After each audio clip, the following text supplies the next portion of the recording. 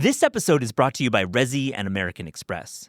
Resy is a digital platform that connects restaurants to restaurant lovers by elevating dining experiences, providing original industry content, and helping to fill some of the country's most exciting dining rooms. Because restaurants have always been more than just places to eat. The amazing world of restaurants is just a few taps away in the Resy app and at resy.com. Finish training for the day? Time to fight post-workout fatigue with Core Power Protein Shakes. They're packed with 26 grams of high-quality protein to build muscle and electrolytes to help hydrate. The nutrition you need to help your body replenish, rebuild, and repair post-workout so you can power on to the next one. Champion your recovery with Core Power. Visit corepower.com to learn more.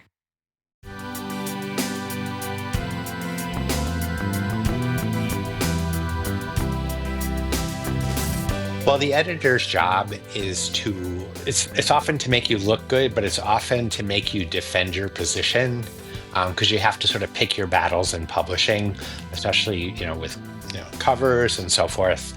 And editors don't always know things, but their job is to make you defend your position. This is Taste. I'm your host, Eliza Barbanel. David Lebovitz is a cookbook author and pastry chef based in Paris. After spending 13 years in the pastry kitchen at the legendary Chez Panisse, he embarked on a prolific blogging and cookbook writing career. His latest is an all-new edition of the classic Ready for Dessert, a revised and expanded collection of his best dessert recipes. It's so fun to talk with David about life and pastries in Paris and updating this classic book. And before we get to the interview with David, we file a report from the recent New York City Bakery Half Marathon. Lead producer Clayton Gumber and I put on our running shoes for this truly exceptional event. Over the course of 13.1 miles, we visited 8 of New York City's buzziest bakeries, stopping for around 5 minutes at each stop to sample croissants, pretzels, and some of the city's finest viennoiserie. Over 17,000 people applied to run, with only 100 getting to lace up with your humble host. I hope you enjoy this episode. This is not about being fast. This is about a social run where we showcase the bakery scene and everybody getting a chance of tasting the most hyped pastries that you have in New York City at the moment. This is Simon Evers, founder of Tipster and the run's organizer. Tipster is a guide to discovering exceptional food and drink and based in Denmark, a culture that knows their way around the pastry case. We're standing outside of Le Cabre's Bushwick Cafe and Roastery, the planned start of the run. The vibe of the scene on this sunny Sunday morning is excitement more than anything. We're all about to run up to Radio Bakery to skip that legendary line. Tell me about picking the bakeries. I think you guys did such a nice job. While following a route, you picked some of the New York's best bakeries. We've covered many of them on the show. How did you come up with the list? So everything that we do is like discovery within the food and beverage space. So we have been using a lot of time to do research in the market, have picked out 8 bakeries that we think 100% are the best in New York at the moment. And we have a bakery scene which is emerging so much. I mean, you have a new generation of bakers who are redefining what the cap culture is of New York City. I'll see you at the end. 100%. We wanted to interview some of the runners to see how they prepared to tackle 13.1 miles while stopping to sample some of the city's most coveted pastries. Molly, how do you find yourself here at the NYC Bakery Run? How are you feeling? I'm feeling good. I am excited to eat, to be honest. All right, but how do you prepare, your body-wise to eat all of this viennoiserie and pastry along the course? I love to eat donuts, so even during the marathon, I stop at Peter Pan Donuts, so I feel like I prepare for this every day. We're here with Cyril. You work for Le Cabre. We are here in front of your Brooklyn bakery. Huge fan of what you're doing here. But you are not in a baking outfit today. I don't see flour on you, but you're running this half marathon. How did you find yourself here? I'm not really a runner, but it's more of I'm excited to consume some pastries and try the best bakeries in New York City while suffering from running. How many cardamom buns are you doing a week in New York? Around about 15, maybe. Consume or make? Okay, to clarify, 15 consumed is ill. I love that, but selling out of your shops. I would say for all 3 shops right now in New York City, we probably sell 1,200 cardamom buns. I love it. It's great product. Cyril, thank you so much. Wave 1. They're about to take off with Wave 1. So Shannon, you won the lottery. Tell me about that. Yeah, I mean, pretty exciting. I think that they picked 50 people for the lottery, and there was like over 17,000 people that applied via lottery. And then we all got to pick a person. So I picked my partner, Alex. And yeah, we're super excited. Okay, so when you found out you were running, how did you start to train for it? Oh man, eating a lot of pastries, going on, we do Friday runs and then end at a bakery afterwards. So that was our training. So you're a runner, you both are runners. So do you think this is going to be a challenge to consume pastry at 8 different bakeries and then run the half marathon? Yeah, that was our biggest concern, honestly, with this one. The eating, not the running. Yeah, the running will be good. It's just keeping a good pace while running. So we'll see how that goes. So you're going for pace. Well, yes, we're trying to. Alex over here is actually training for the New York Marathon, so she has a program going on. We have to do some marathon pace miles, and it's pretty fast. So we'll see how it goes. So Alex, how did this fit into your actual marathon training? Well, I was meant to do a big long run yesterday and didn't do that, so hoping to incorporate it with the bakery run today. Thanks, guys. Appreciate it. After nearly 4 miles running the streets of East Williamsburg, slinking around the edge of McCarran Park, and passing many hungover North Brooklyners taking their first sips of coffee, we arrive at the first stop, Radio Bakery, and talk with bakery owner Kelly Menson about the secret to snagging a Radio pastry. We're serving our heirloom tomato croissant with a cheddar cheese souffle and a little cracked black pepper. This is the perfect way to enjoy a pastry on a 13-mile run. What do you think? It's not my style. I like to run and I like to eat, but I like to keep them separate. Thank you for doing this. We really appreciate it. Yeah. What's the trick to getting in early? The trick is to come during the week. And you know what? The website has all of our times everything comes out at. So if you're coming for a specific thing, look on the website. It has the times that breakfast comes out, lunch comes out, all that. The line moves quick. We run along the buzzing streets of Greenpoint into South Williamsburg, keeping our 10-minute pace before a stop at La Bicyclette. I'm not going to lie, I needed some water stat.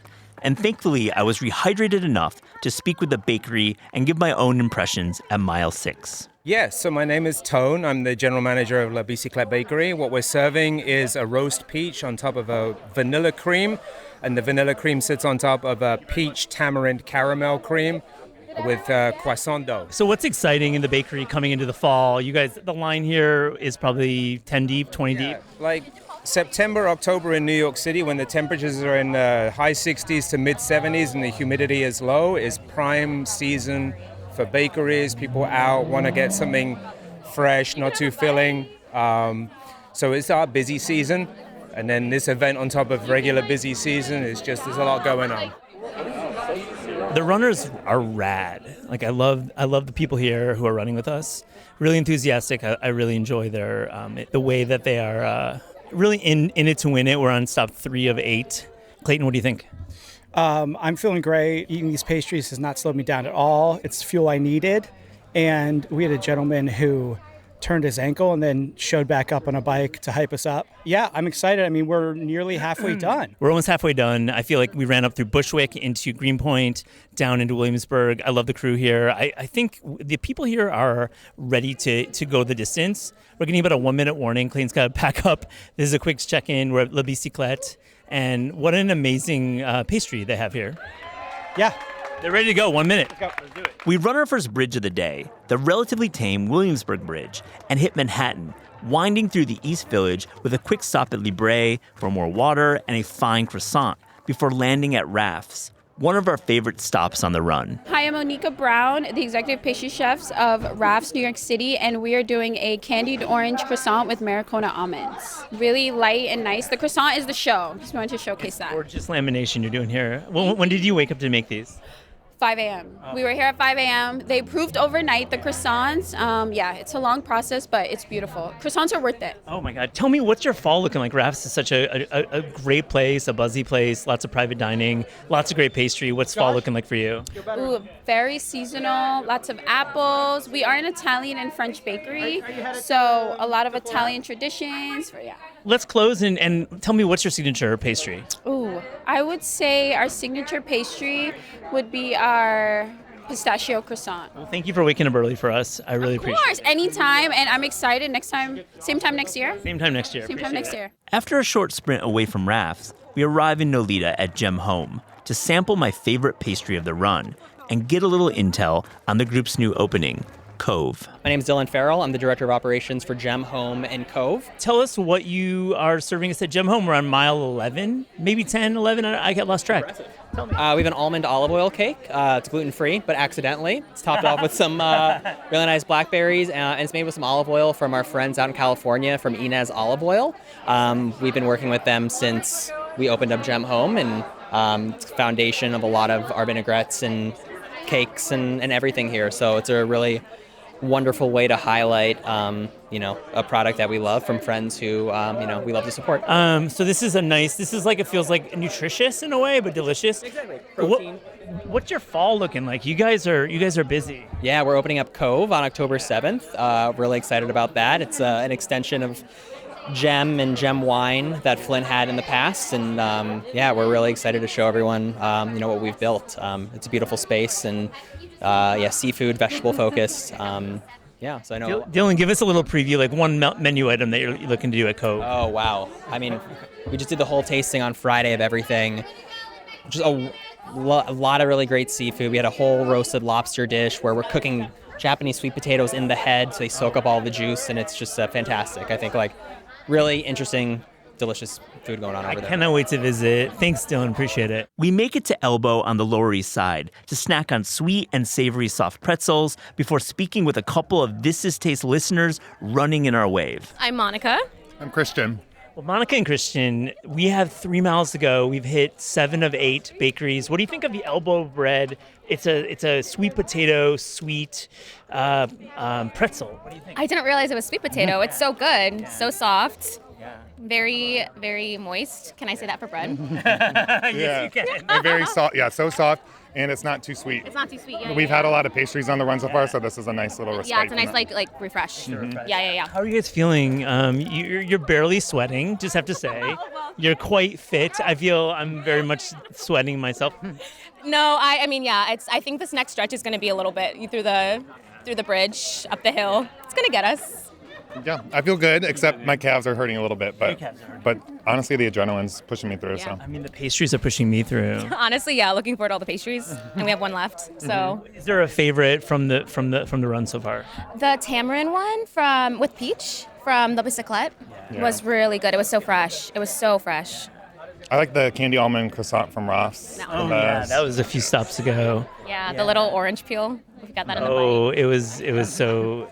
I mean, it's amazing that we have made it this far, eating all these pastries. I'm proud of us. Yeah, no, I feel great. I'm proud of you too. I'm proud of all 35 of us. How many are in this wave? I don't know. Yeah, and we're not running with equipment, so. No. No, that's Clayton right We're there. here for the love of the food. I think we're all just here for the love of food. And running and being cool. Yeah. I appreciate you guys. Thank you. Thank you. After running the scorching and slightly longer Manhattan Bridge and dodging cars in Dumbo to reach the iconic and I'll say slightly painful hill leading to the Brooklyn Promenade, we finished the New York City Bakery Half Marathon, arriving at the final stop, L'Appartement 4F. Ashley Coiffa, I'm co-owner of L'Appartement 4F. Well, Ashley, we're at the end of the road. Thank you for having us for this wild party on Montague Street. What are you serving for the final pastry of the run? So Gautier, who also ran the half marathon, said that he thinks that the runners would like something savory, a little salty. So we're serving an everything croissant and an everything ham and cheese croissant. I haven't had it yet. I need it. I've had so much pastry cream that you guys are being so great to us. Come on in, Gautier. You ran it. Hello. Well. Yeah, we're talking to Ashley. Here's Gautier, just jumped in. How was the run for you? It was really fun, except the last mile where I almost died. What's exciting for the fall at Apartment? I feel you guys always have moves happening. Ashley, what do you think? I mean, honestly, we have a lot of different brand activations, and the fall is the best time in the city. So we're just kind of soaking in having 2 different locations right now. Yeah, I love that. And Gautier, you decided to do a savory croissant for the end. Why so? I felt like, because I used to run a lot, and I always liked at the end to have something savory. So I felt like it would be appropriate to have that at the end. So this is probably your favorite because it's home base, but did you have any favorites from the run? I have to say Radio Bakery. The tomato one was very good. Agree fully. That first sun gold tomato, it was the perfect first bite.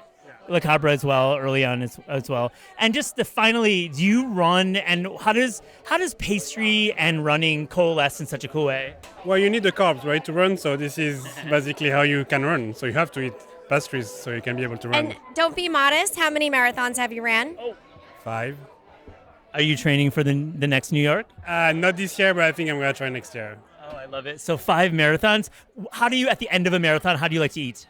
A lot. Anything I can. I think a good beer, a good burger is always great. And yeah, anything I can find, really.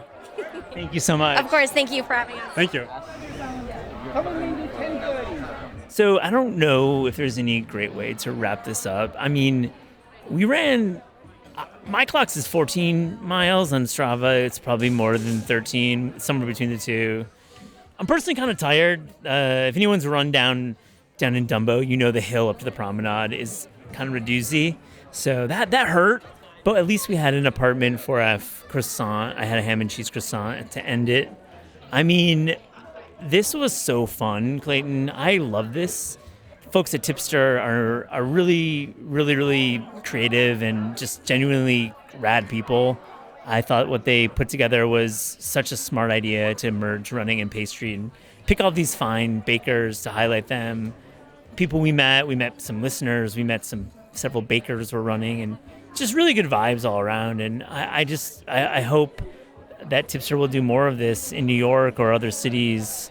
I know they're planning in Amsterdam in a couple weeks, and LA is in the future, but just really good vibes. And really, I wanted this piece to be about just like what these bakeries are up to. And it was a great way to get into some of these hard to, like, long line bakeries and try their pastry and speak with bakers. The running part was kind of just how we got there. Any final words, Clayton? No, I agree. I mean, I think this was so fun. I'm glad we were able to do it, represent This Is Taste. We finished, and everybody we met along the way, they were so hyped, and they were doing it for the pastry. Everyone was doing it for the pastry. And so just thank you, Tipster, for organizing this. Thank you to all the bakeries for being such great hosts and allowing 100 and some odd runners to crash your Sunday brunch plans. You all were really cool, and I hope if they organize it again in the United States or even abroad, I'm there. We're both there. Oh yeah, I mean abroad, yes, for sure. I mean, but if they do it next year, we're doing it. Oh, we're doing it. This is annual. If they're doing it every fall, we're there. I think I might train a little more. Well, you're gonna eat more pastry, right? I'm gonna eat more pastry. Well, thanks, Clayton, for running along, buddy. It was great. We talk about health a lot on the show. You know, protein maxing is all the rage. We're on the NA beer train, of course. And probiotic sodas, some call those millennial Metamucil. But I want to talk about skin health for a second. Everybody should be thinking about skin health.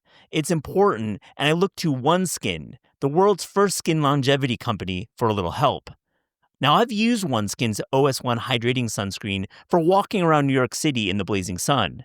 I wish I had OneSkin while traveling through sun-soaked Bologna on an epic gelato crawl.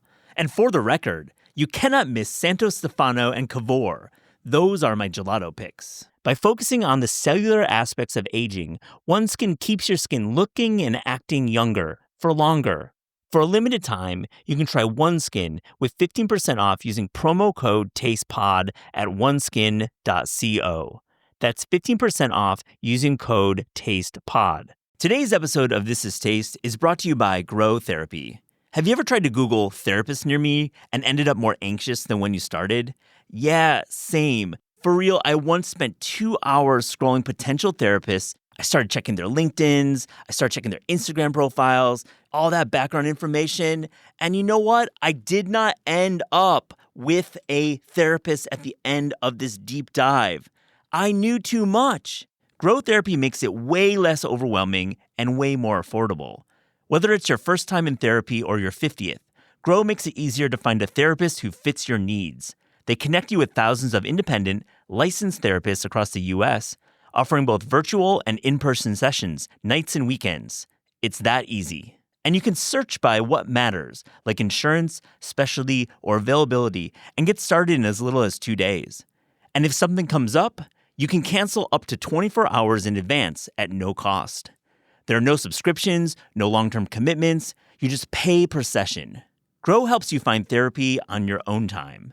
Whatever challenges you're facing, Grow Therapy is here to help. Sessions average about $21 with insurance, and some pay as little as $0, depending on their plan. Visit growtherapy.com/taste today to get started. That's growtherapy.com/taste. Availability and coverage vary by state and insurance plan.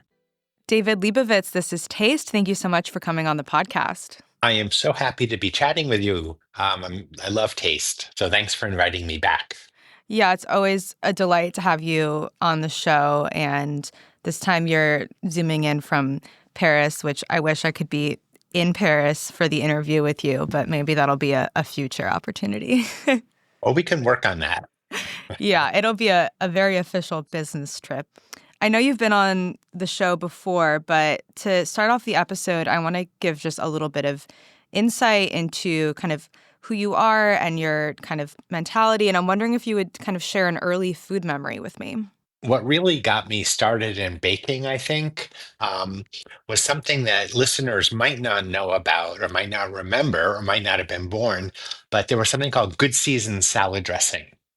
And you would buy this package of powdered salad dressing seasonings, and there was a bottle, a cruet, the first French word I think I ever learned, which had a little line, and you measured out the vinegar, then another line where you measured out the water, another one to measure out the oil. And I loved measuring ingredients. I was like, I always made the dressing. So that was kind of the start of. So I don't know if you remember good season salad dressing or if that was before your time. I don't know if it's the exact brand, but I certainly have had that experience before of measuring everything out. Although I don't think it gave me the same amount of joy that it seems like it gave childhood you, maybe. I was a strange child. I think strange children make interesting adults, so it's to my benefit. And I think like today, obviously so many people know you through your website, through your books, and the fact that you are an American in Paris and you've been in Paris for over 20 years now. I'm curious if you feel more French or more American. Well, actually, I feel both. For the first decade I was here, I was very American, and that's not a bad thing. People always want to say, "Oh, when I travel, I want to blend in. I don't want people to think I'm a tourist, whatever." And I'm like, well, those same people that you're worried about are often tourists themselves. So it's fine to be a tourist. It's fine to be an American in another country. But I was still, my roots were in America.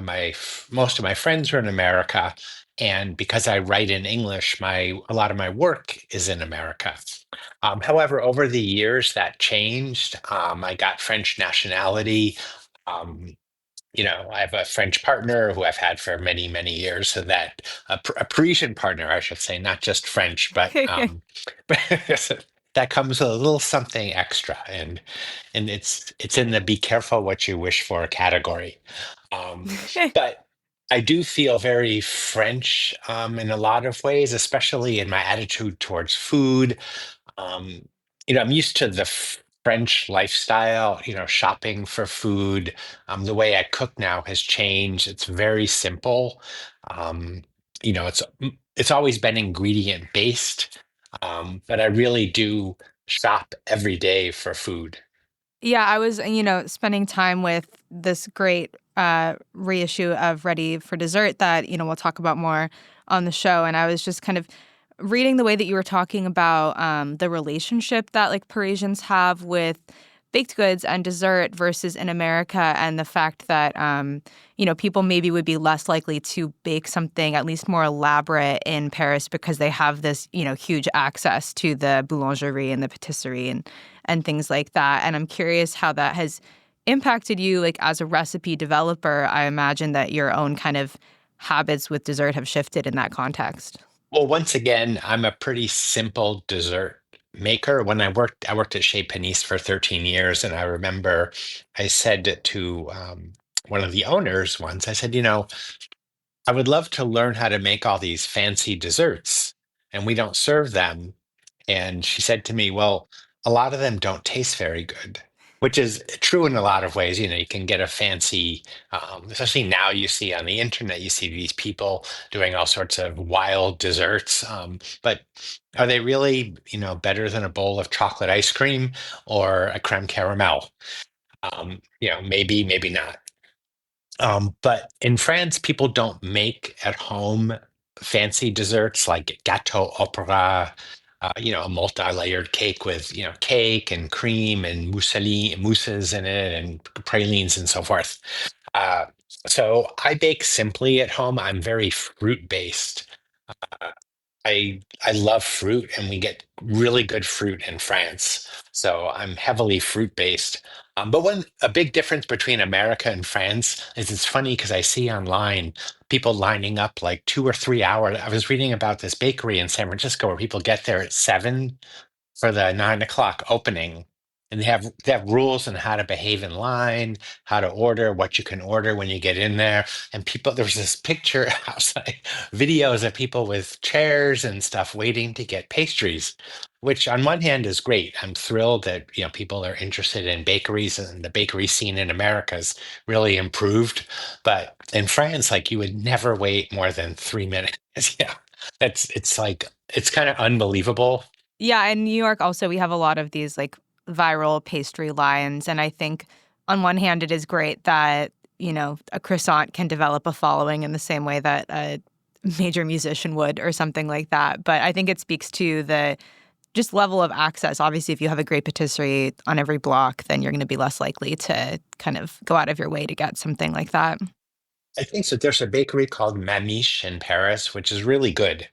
But for some reason, it's been discovered by an international crowd. And it's near a restaurant I go to a lot. So whenever I go to this restaurant frequently. But it's near there. So I wait, and I wait like 20 minutes in line. I always feel like a dope for doing that. And people are taking selfies, and there's these women wearing flowing dresses posing on the street while their friends take a picture and so forth. But once I get inside, it's really good. so Yeah, so that's sometimes the only time I wait. sometimes it is worth it. Last time I was in Paris was, I guess, 2 years ago, and I went to Tapisserie, which I think I learned about through your website. You were talking about, I'm going to apologize just now for all of the French I'm going to say, and then we can move on. Okay. But the choux à la fleuve, which is like hay flavored custard bun, basically. How would you describe that? It was so good. Well, it's actually not hay. They translate it to hay because the word is something else. It's like ragweed or something. Mm. But everything they make at Tapisserie, it's a very special bakery. I'm happy I live down the street from it. Everything they make there, they use really good ingredients. People always think, oh, in France, everything is wonderful. All the ingredients are organic and natural, which isn't true. There are commercial bakeries. Um, people use, not, great flour and so forth. Tapisserie, they use really good ingredients. They use raw cream. They use fleuve from their fields. It's part of the Septime group. So they have a restaurant out in the countryside, and they use ingredients from there. And that the choux dough is this delicious eggy dough with crunchy sugar on top. And then they have this cream inside that has this flavor, and you can't describe it. You want to say it's barnyardy or farmy, which makes it sound like it smells like animals, but it's not. It's very, it's almost Proustian, where it takes you to this place in nature. And I'm probably over describing it, but you've had it, um, and you're still talking about it. So Yeah, I think you're right. I think it tastes like what I would imagine like sun-warmed grass to taste like, or maybe like that when you have wildflower honey and it has that kind of herbaceous like green quality, like that element of it kind of imbued. It's very special. yeah, and they do. What's funny, in my new book, Ready for Dessert, I added recipes to it, and one of them was from that bakery because I said, this recipe is so good, I have to share it. Yeah, I think enjoyed seeing that in the book, and I want to dive into it. But just while we're on the subject of your favorite places in Paris, I'm curious if there are any other kind of pastry dessert destinations that you are especially interested in these days. Well, that's a tough one. I'm one of those, I'm very French. And one thing about being French is you don't leave your neighborhood in Paris. Um, I do go to Terroir d'Avenir Bakery, which is part of this, and I hate to use the word chain. They have three little shopping streets in Paris where they have like a vegetable store, a fish store, and everything is really good quality. And they have a bakery that's excellent. And their Queen Yaman, which is one of those pastries that kind of went viral in America, this, Breton butter cake. Theirs is very light and it's delicious, and you don't feel like you've eaten, a block of caramelized butter after you eat it. It's delicious. There's another bakery, and it's cute because, well, it's not that cute, but that's probably the wrong word to use. But they're advertising it as the biggest bakery in Paris, and it's called Leoni. And it's Leoni, and there might be an E on the end of it, but they just opened near me. It's huge. You walk in there and it's like all this bread, and they have beautiful desserts, and you have to walk like half a mile to the cash register. But they have outdoor seating and everything, and it's very good. It's very French. It's not, a lot of bakeries in Paris are starting to do Anglo-y things, stuffed with cream and so forth. And they're sort of keeping it French, which is nice.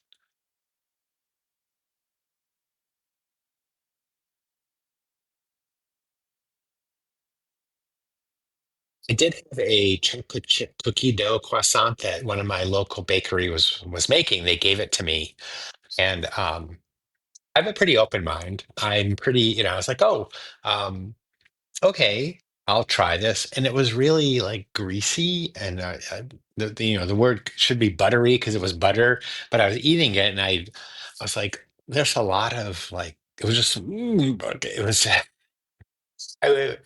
I mean, the reason I eat a croissant is because it has crispiness on the outside. It has these flaky layers inside. And the reason I eat chocolate chip cookies is because they're soft and warm, and they've got big chunks of chocolate chips. So they're sort of competing things that don't really work together, in my opinion. Yeah, it's kind of like it's like when you see certain like dog mixes that like you look at the dog and you're like, I don't know exactly how this happened, but maybe it shouldn't have. That's a But very interesting comparison. yeah, someone listening I, is going to be upset who has like a, very rare maybe husky Maybe it's like chihuahua. meeting a couple who is like very different, and you're like, what do these two see in each other? And maybe they shouldn't be together, but it works for some people. Yeah. So we can leave it at that. Yeah, I think you're right. That's a diplomatic way to Yeah. talk about it. I've learned diplomacy living between two countries, and I used to give tours, culinary tours, and I was at the Bon Marché leading a tour, and I was talking about products and this French, and I was being very clear, but diplomatic. And this French woman stopped me. She was listening. She goes, "You are very diplomatic, very good." I was like, "Okay." Yeah, it must be interesting. I feel like Paris is obviously like so idealized, like not just in the US, but around the world. And so many people come and they bring their kind of like high expectations or their fantasies of like what this city must be like. So I think to be, navigating the expectations for people who are visiting, like while taking them on a tour, you must kind of have seen a lot of different impressions or ideas of what French food is supposed to be. Well, I used to get, I don't want to say criticized, but criticized, because I would write about everything about France. I would write about things that weren't so great, um, and I would write about things that were great, and things in the middle, like just my daily life. And I kind of made a decision early on, inadvertently. I could have made like a huge amount of money writing beautiful books about France and how wonderful France is and all the beautiful pastries and how my life, I wake up in the morning and I go shopping and I get a croissant and I go to the bakery and I talk to the people and I have a cup of coffee with Jean-Luc at, blah, blah, blah, blah, blah. But it's not real. And I think Paris is a really interesting place to live. Like every 30 seconds when I'm out on the street, there's something really interesting that happens to me. It's not always good, but I'm always thinking about it's like, wow, the city really keeps you on your toes. But like living in New York City, like New York City is great. But the other time, last time I was there, I got stuck. I was like, I had to walk through Times Square, and I was like, oh my gosh. It was like, how do I get out of here? So, but that's one thing. I'm very motivated by Paris. I love Paris. I'm very intrigued by French people and their differences, the differences between America and France. A friend of mine said this to me once. He said, Americans always want to, say that they always want to live in France, and French people say they want to live in America. But in the end, both cultures, they admire each other, but they think that their way of life is the best ultimately. So most people stay where they are, and I like that. I think Yeah. that's it's not easy to live here. It's I have stacks of paperwork to prove it, but there are some really great benefits to being here, and so here I am. Yeah, and also, like, how boring would it be to live in a perfect place forever? Yeah, that's the New Yorker in me who had to, like, traverse Times Square to speak with you right now. But sometimes you got to have a low so the high can really resonate. Well, I was on vacation and we were in Arles, which is a small city in the south of France. And everybody was really nice. It was like, you just walk around. It's like the difference between New York City and like a smaller city. Like it's like that's charming, like maybe the Hudson or something. I was like, oh, maybe we should be living here. But I'm kind of like a big city guy because I'm an introvert. So I think if I would lived in a small city, I would never see anybody. So. So I want to go back to 2012 with you, which is when you published Ready for Dessert for the first time. I'm curious what inspired the first version of the cookbook and then also the re-release that is happening right now. Well, my first book, which was called Ready for Dessert, came out in 1999 and it did really well. Then I wrote another book called Ripe for Dessert, which was a book of fruit desserts. And shortly after that, there was a big, I don't know what you call it, but there was a moment in publishing where everything kind of went crashing down and people got fired. Publishers decided, digital, I think it was the start of the digital world. They were just terrified. And my books went out of print and they stopped doing this publisher that I was working with stopped doing cookbooks for a while. So the publisher that I'm with now, which is 10 Speed Press, they had said, why don't we combine the books somehow and do like a greatest hits, which sounded like a great idea. So in 2012, I released Ready for Dessert, which was kind of the best recipes from those two books. So that was what inspired that version. And the best of these recipes were, I imagine, like largely recipes that you had kind of developed and refined over your time at Chez Panisse. Many were. I had suggested to Alice that I could do the second Chez Panisse dessert book because Lindsay Shear had done the original one, which is a classic, which is an amazing book. But our repertoire had expanded from then, and so many people were asking us for recipes. And Alice, who I love, she said this with all like her heart and honesty and wonderfulness as part of her family. She said to me, "You're very different than we are. You should go do your own thing." This is after 13 years. like I was like, okay. So that meant I should be doing my own book because my taste was very different. Alice's idea of a perfect dessert is a peach, the perfect peach, the perfect plate of figs, which I love too. But I'm more grounded in chocolate chip cookies and ice cream and so forth. So I wrote my first book, and that was the start of everything. Yeah, I was, reading over this re-edition of Ready for Dessert, and you're talking about chocolate cake, and you say that you developed a chocolate cake for the menu at Chez Panisse, but we're told that it was too chocolatey to go on the menu. I didn't realize that was like a too much problem, Well, it almost sounds like complaining, but it's actually everybody has different tastes. And one of the things Alice told me when I was being interviewed for my job, she said, I don't like people to leave a restaurant stuffed. And I've left restaurants stuffed. And once I was so stuffed, I felt really ill. I was in Los Angeles. I remember I had eaten so much food. And I think about that a lot. Like a lot of people think, oh, it's a good restaurant. There's a lot of food. Well, I like to be sated, but I don't like going home and going, oh, I felt bad for eating that. So I love things like this really rich chocolate cake, the chocolate orbit cake in the book.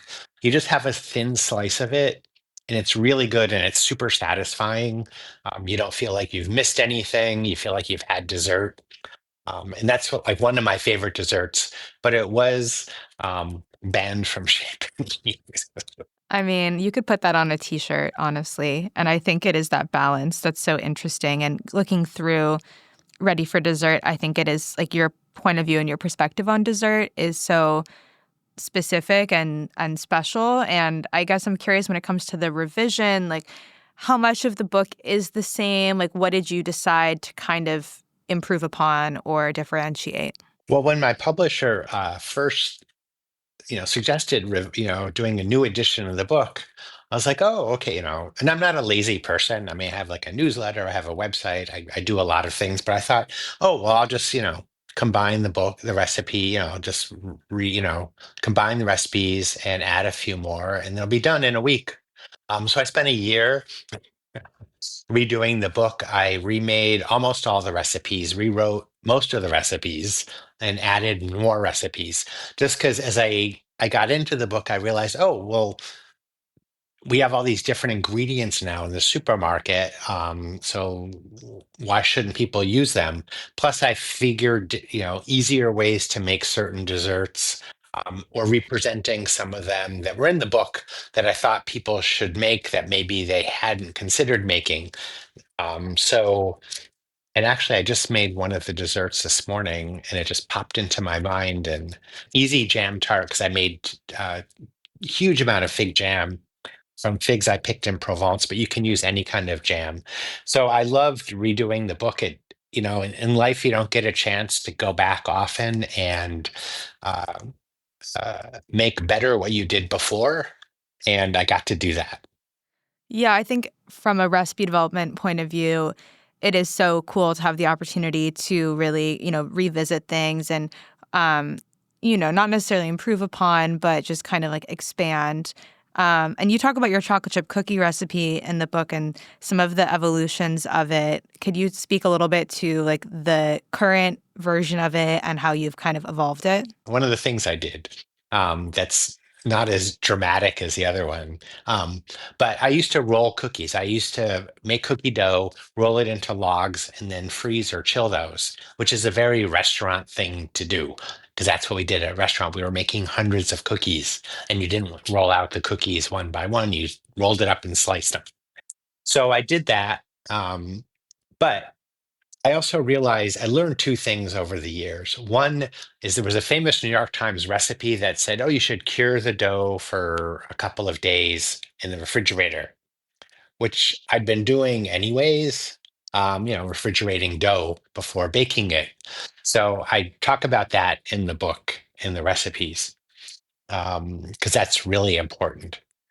It actually, but it's not urgent, but it really does change the texture of the dough. And the other thing I learned was I was trying to get cookies that had like a soft center and crispy on the outside. And I realized when you take them out of the oven, um, there was a technique where people bang the sheet on the counter, and the neighbors are like, "What's going on in there?" But I found if you took like a pancake turner or spatula and just tapped them assertively, but not to smash them, it sort of compressed and compacted the center, so they stay soft and gooey inside with crusty edges. So those are things that I've learned over the years that I incorporated into the book. And they really are, I don't like to use the word best in recipes because it's been used a lot, but they are my best chocolate chip cookie recipes in the book. There's a chocolate chip cookie and there's a buckwheat chocolate chip cookie because living in France, we use a lot of buckwheat and I love that flavor. Yeah, they sound like that is also my ideal cookie, that kind of interior exterior combination. And I think a buckwheat cookie can be really special because it has a little bit of that like nutty, almost savory flavor that's balancing out the chocolate. It's not too sweet. Well, I always wanted to write a book on buckwheat desserts just because I love buckwheat in desserts. It's very earthy. I love using ingredients that have a lot of flavor naturally, and buckwheat goes really well with chocolate. These buckwheat chocolate cookies are really special to me. I just love that flavor, and I put buckwheat groats in them for a little extra crunch too. Does it ever feel like you're a marketing professional just speaking into the void? But with LinkedIn ads, you can know you're reaching the right decision makers, a network of 130 million of them, in fact. You can even target buyers by job title, industry, company, seniority, skills, and did I say job title? See how you can avoid the void and reach the right buyers with LinkedIn ads. Spend $250 on your first campaign and get a free $250 credit for the next one. Get started at linkedin.com/campaign. Terms and conditions apply. The family that vacations together stays together. At least, that was the plan. Except now, the Dastardly desk clerk is saying he can't confirm your connecting rooms. Wait, what? That's right, ma'am. You have rooms 201 and 709. No, we cannot be 5 floors away from our kids. The doors have double locks. They'll be fine. When you want connecting rooms confirmed before you arrive, it matters where you stay. Welcome to Hilton. I see your connecting rooms are already confirmed. Hilton, for the stay. Is there an example of a completely new recipe in the book that you're excited about? Well, it doesn't sound that exciting, but my food stylist, George Dolis, who's a friend of mine, he came to Paris and he made the recipes with me in the kitchen for the book, as long as with Elizabeth der Nederlander, who works with George a lot. And food stylists don't eat a lot of food. They're around a lot of this food all the time, and they have to moderate themselves. George ate 3 of these cookies right away. These called Palais Breton, and they're thick shortbread-like cookies that you bake in a muffin tin, so they're very round, and they're just the flavor of salted butter explodes in your mouth when you eat them. They're a little tender, they're a little crumbly, they hold together, and they're delicious. So that's one recipe that really, I thought needed more press. So I thought I got to put those in the book. And another one is my probably my all-time favorite dessert is Île Flottante, which is a French bistro classic, which is crème anglaise with a baked meringue on top and caramel sauce and nuts. And I absolutely love that dessert so much. So I put a wonderful recipe for that in the book as well. I think that dessert translates to floating island, right? Yes. And they kind of look like that in the dish. Yeah. Well, it was funny because the book has a lot of pictures in it. The publisher, which is unusual, the publisher said we want a lot of photos in the book, which is great because usually they only have a certain amount of space. But we ended up shooting for almost 3 weeks here in my apartment in Paris, and it was great. Like we made the floating islands and we ate them. Like we ate everything. So that's when I knew the recipes were a hit. And also the food stylist made the recipes, and they were like all these and they're the one they point out any problems. They're like, oh, this took twice as long to bake as possible. They had none of that. They're like, everything's working really well. So I was like, well, I'm going to go for a walk. So I'm going to come back when the desserts are done. But it was a great experience. I loved writing this book and shooting it. Yeah, the photos are really so beautiful and they feel like contemporary without being dated. I think it's a really nice companion for it. Do you feel like the shoot process, I mean, it seems like it was pretty easy if everything was working really well, but did it give you any kind of like new perspective on the book and how it was actually coming together? Well, what's interesting is I work with Ed Anderson, who photographed my first French-based book, My Paris Kitchen, and I'd never heard of him. Well, I'd never met him before, I should say. And he had photographed this book called Sweet Mexico, I believe it was called, by Fanny Gershon. And I was like, wow, he caught these Mexican desserts. Like, this is what I want pictures to be like. So he came to Paris, and Ed is like the most soft-spoken, reticent, the most passive person you'll meet. And now he's shooting all these famous people's cookbooks. But he, you know, gosh willing, he came to Paris to shoot this one. And I always see things differently through him. He's got a really good eye, and he'll move things in the picture maybe, or look at an angle. It's hard to take pictures of food. And he always captures exactly what I want to see in the picture. And I love Ed personally too. So it was a pleasure to spend 3 weeks with him. Yeah, I think if you're going to spend 3 weeks, it helps that you enjoy spending time with that person. It seems to make it go really well. I was trying to tell you what my favorite section would be aesthetically, and I'm not even sure, but I do think that the tarts and the pies, there's something about seeing like the slice taken out of the pie and then the kind of slightly messy plate beneath it that just is so satisfying to me. Well, what's interesting is I'm looking at the picture of the apple tart with whole wheat puff pastry in the book. And this whole wheat pastry is actually very easy to make, and I love that hardiness of it. And the food stylist, I believe it was Elizabeth, Elizabeth, she's Swedish. She made the tart, and it's beautiful. And they were shooting it, and um, often photographers and stylists don't want the author in the studio because they don't often have good ideas, but they like me and they're like, oh no, we like your ideas. And I said, it's a little too perfect. Like, how would somebody at home do this, present this tart? So I encourage them to be a little more casual, and they captured it perfectly. So I love everything they shot in this book. And I also love the chapter openings. That's always like doing a book, so I was recently interviewed the difference between, working digitally or working in books, on books. And when you write a book, it's like an art project, and you think about it, you think about the pages, the flow, the look, the typography, the fonts. And the chapter openings are always very interesting because they tell a story. They tell the story of the chapter. You only have sort of one picture to do that. Or you could probably add 6 or 7 and do a mosaic.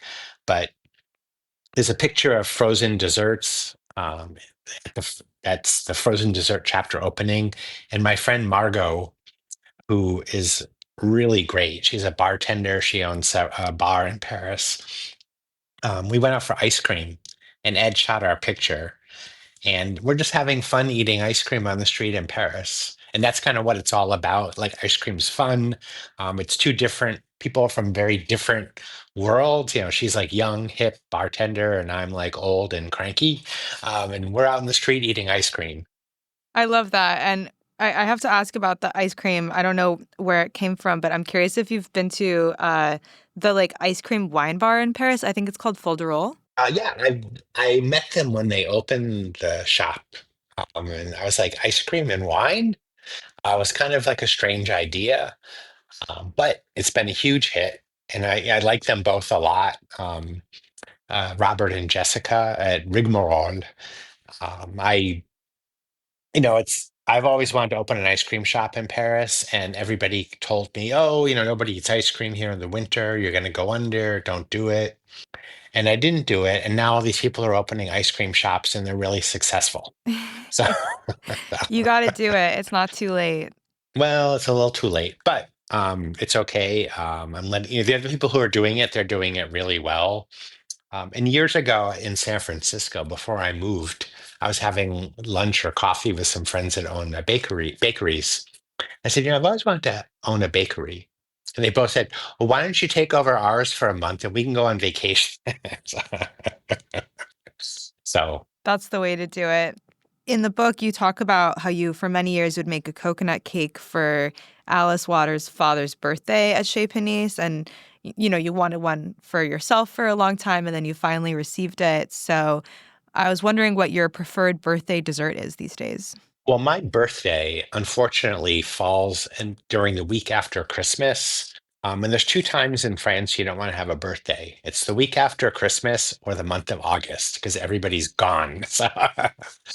And all the bakeries are closed.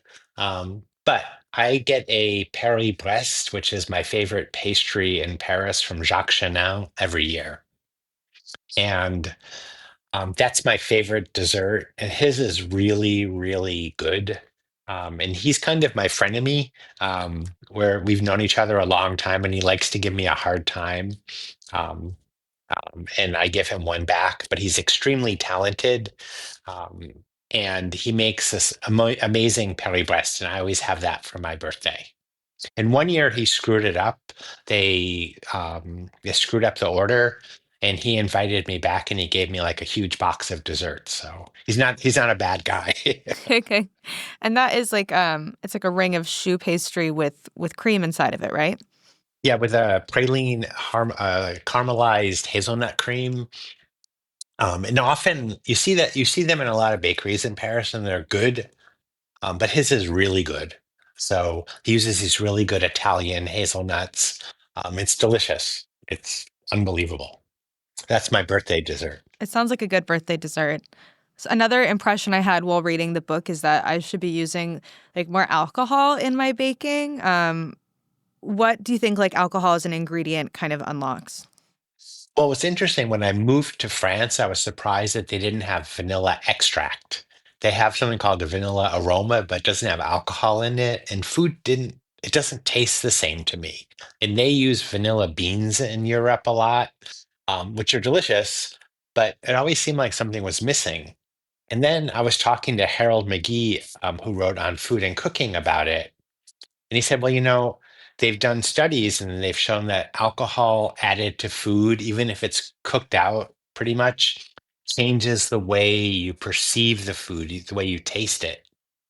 And ever since then, I've realized it's kind of like adding salt to like vanilla ice cream or something, where you don't taste it, but provides a little bit of balance to it that's missing.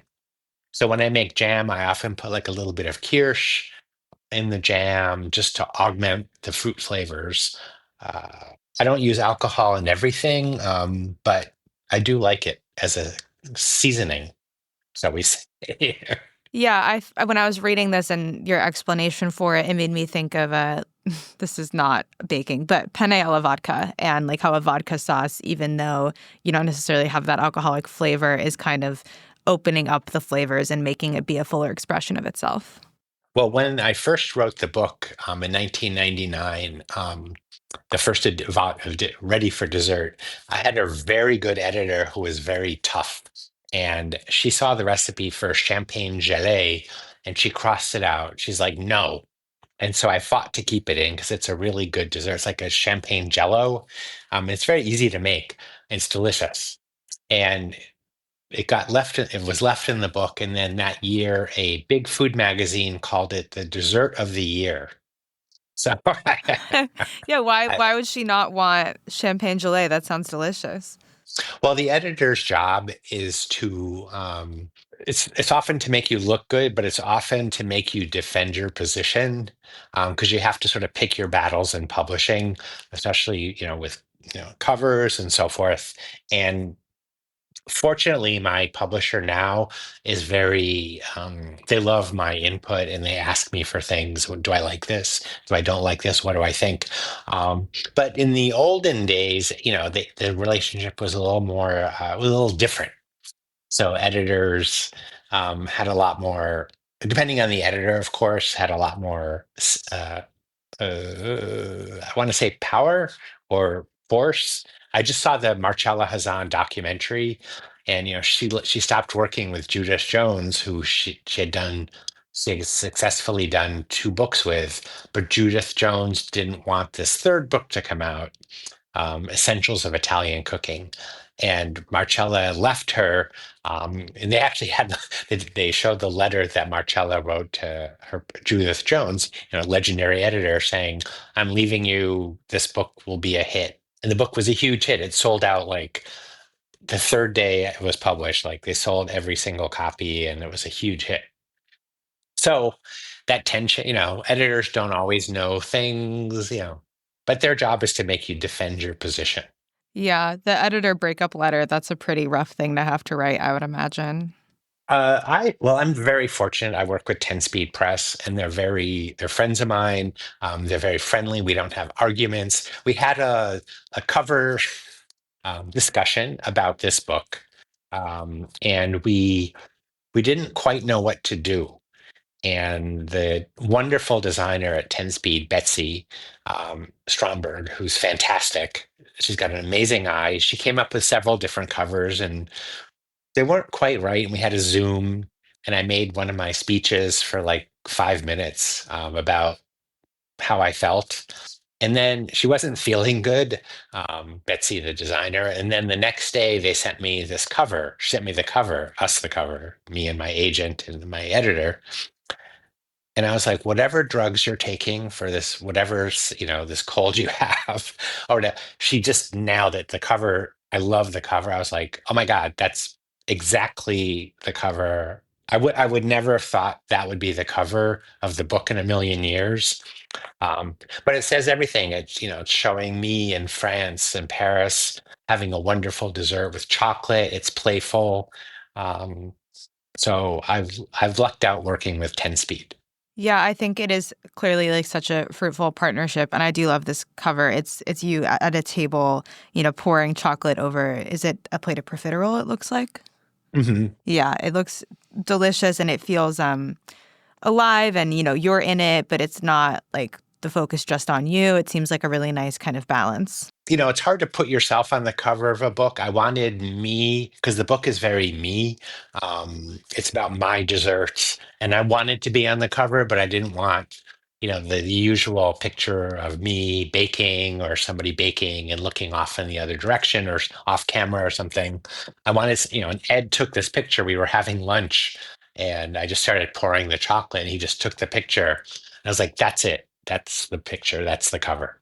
Yeah, and I think, you have a following of people who specifically want to make your desserts, so it makes sense that at least a recognizable part of you is on the cover. I would say you're one of like the first big food bloggers. I'm curious like what your relationship with the food internet is like these days, if there's anyone that you especially, enjoy reading their recipes or seeing what they're posting, or if you find yourself kind of focusing on your own blog and your own output. When I stopped blogging about 4 years ago, when I started seeing all these blogs that look the same, that had like, they were following a formula, I guess, for search engines, or like lists, and it was like sugar. Sugar is to sweeten things. Flour is an ingredient in cakes. Eggs are good in cakes. You know, and I was like, who are these people, right? What is going on here? And it just became formulaic, and I just wanted to get away from that. Even though my blog was very successful, I was like, well, this isn't what I signed up for. I didn't sign up to write for search engines. So now I have a newsletter, and it's pretty interesting because it's not necessarily recipe oriented. I think there's so many recipes online now. Everybody wanted recipe, please. Um, and it's like, all that's like recipes are kind of better in a book. You can take the book in the kitchen with you. It's much sexier. It's fun to have a book open and to look at the pages and read the story. Whereas on the internet, to me, it's more about the story. I like sitting down and reading the story, but I make very few recipes on the internet. I think the Instagram recipe thing seems to be fading, where these people do recipes that they do in like 10 seconds. It's like, maybe that's not reality. But a friend of mine worked for a big food website, and he goes, none of the recipes work. And he also told me, he goes, inauthentic recipes get the most hits. So we love inauthentic recipes because they get the most traffic. People come and they argue about them. I was like, so all Yeah. those people who are upset about inauthentic recipes, you're feeding the machine. Yeah, the like rage bait of it all is interesting. Well, COVID sort of put a stop to that because all of a sudden we couldn't go shopping. It's like, you know what? I'm going to make tacos with pureed popcorn salsa. It's like, this is what I have. I don't want to throw away the popcorn. And nobody said anything. Everyone's like, oh, that's so creative. Yeah, I would be interested to try that. To close today, I want to play a rapid fire game with you. So I'm going to ask you to play some favorites. You'll just let me know what comes to mind. Okay. Okay, your favorite ice cream flavor. Mint chocolate chip. Do you like it when it's artificial green or no? No. I like it when it's really minty, but fresh minty. Uh-huh. Your favorite season for baking. Summer, because of all the fruit, especially plums. I love plums for baking because they're tart. Yeah, plums and apricots, I think, get so much better when they're baked. Your favorite cookbook right now that's not one of your own. I've been looking at the French menu cookbook by Richard Olney, and I just love the way it's written. And I'm sad that a lot of people don't know about Richard Olney anymore.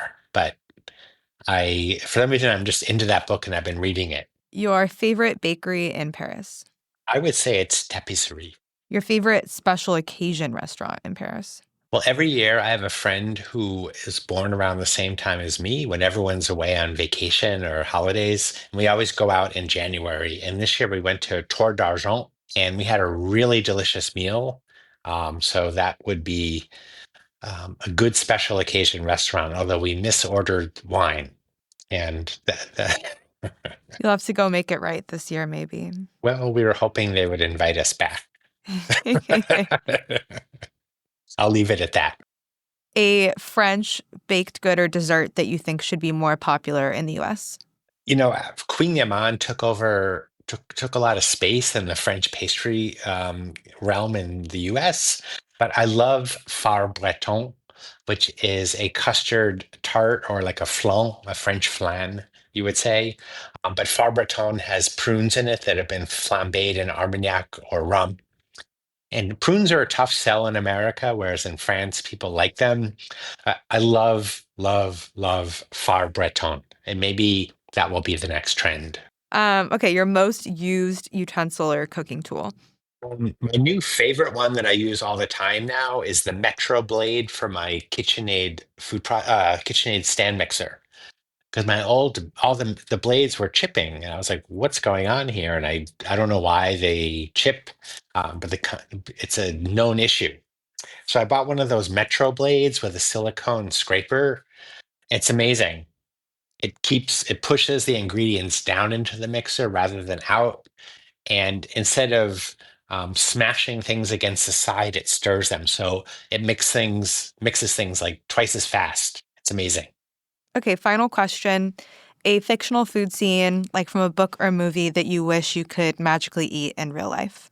Well, if I had to say, I wouldn't say it's a scene, but there was a film that came out long before all the other, Babette's Feast and so forth, called Tampopo, and it was about a woman, I believe, who learns to make ramen in Japan, and I think I should watch the movie again. It's such a beautiful movie, and it's such a great food movie too. And the way you see people enjoying noodles and slurping them, and the tentativeness and the very Japaneseness of it. And I love that movie. Yeah, it's a great movie, and I think it's like one of the favorite food ones. So I love that comes to mind for you. And thank you so much for coming on the show, David. It's been so much fun. Thank you for inviting me. It was great to talk to you.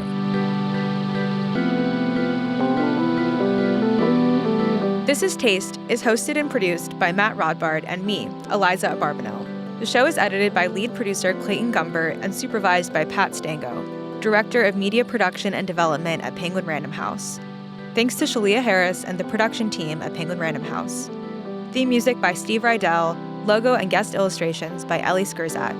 Visit Taste online at tastecooking.com and make sure to subscribe to our newsletter to keep updated on all cool things in the world of taste. Starting a business can seem like a daunting task, unless you have a partner like Shopify. They have the tools you need to start and grow your business. From designing a website to marketing to selling and beyond, Shopify can help with everything you need. There's a reason millions of companies like Mattel, Heinz, and Allbirds continue to trust and use them. With Shopify on your side, turn your big business idea into... Sign up for your $1 per month trial at shopify.com/special offer.